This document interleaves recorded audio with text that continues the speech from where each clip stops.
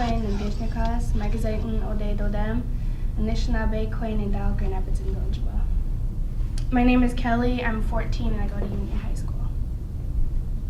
My name is Mia, I'm 11 and I go to Zinsser Elementary. My name is Nico, I'm 13, I go to Kennewood Hills Middle School. My name's Jorge, people call me Little. I'm 16 and I go to Rogers High School. My name's Henry, I'm 15, I go to Lee High School. I'm Kiana, I go to East Catwood and I'm 14. I'm Mariah, I'm 14 and I go to City High School. My dream is to go to college, finish college, and like do something with sports, like be a coach or like be in a sport. Yeah, I want to go to college and finish college and probably go to the NBA or something like that. Do a photography program so I can be a photographer. For me, my dream is to,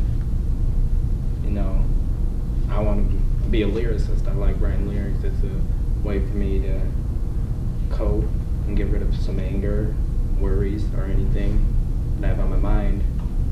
And it's one thing no one can ever take from me.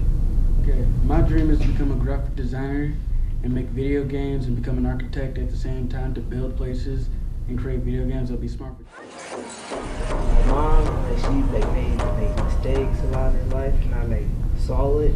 So I just want to make sure I don't do that and follow her path, and just follow my own path, because I just want to do what I want to do. Every day before I leave, I have a basketball in front of my door, and I think it inspired me not to do nothing bad. And how my dad was an alcoholic, so I learned because he ended up passing away, and I don't want to go down the same path that he did.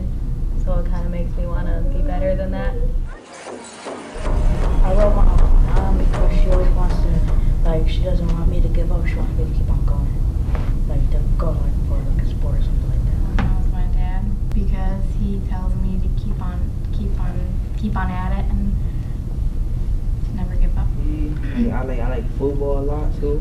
Mm-hmm. So then my favorite player was Michael Vick, and he got in trouble for dog fighting, and then he had learned from his mistakes, and now he had to do what he has to do, and now he's back to being a real good football player. Well, I came up with a saying on my poster, and I said, "Who needs a candle when you're your own light?" I put that on there because people like to be followers, as other people call it, and I'm me. I don't like to follow people. I like to be a leader. Well, what I put on mine was not to go to jail because I don't want to go to jail because I don't want to do anything stupid to make me go to jail and stuff like that. I've made some mistakes in my life and been through some things, and been down the wrong path, and I'm trying to go down the right path right now. It's pretty hard to stay above because you run into the same people everywhere you go, no matter where you do, no matter what you do, you see the exact same thing. And then you slowly start seeing the after effects. You actually don't want to be there. And there's people who have actually done the effects of what drinking and smoking done. They were completely scared, so they vowed not to do it again. And some of them got such a good high off of it, they can't do it again because they know it will wreck their lives. So then I got my family that just supports me and that influenced me, and my little brother, my sister, it's influenced me to stay up and above. I just think a hard thing to stay with the influence is people around me that are under the influence, and they if I'm stressed about something, they could influence me to want to do what they're doing too, like drugs or alcohol. But really it's actually a depressant, and I go to counseling, so my therapist will tell me the bad effects of it, and it's I stay away from that because it just makes them worse. I just run down the street from wherever I go. So then I just grab my ball and just stay at the park or wherever, and then just shoot around, and everything goes away. I when I get mad, I don't check it out on anybody. I just walk away for a little bit and cool down and come back. Depends on mood. If I'm happy, just write down, stupid little funny stuff.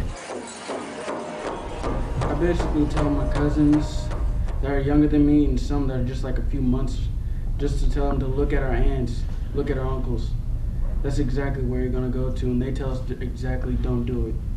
One of my uncles, he went into a seizure just because he didn't have enough alcohol into his system. He was that much into it. I tell my brothers and sisters, like, never get off your dreams and, like, don't steal or anything and don't do bad things.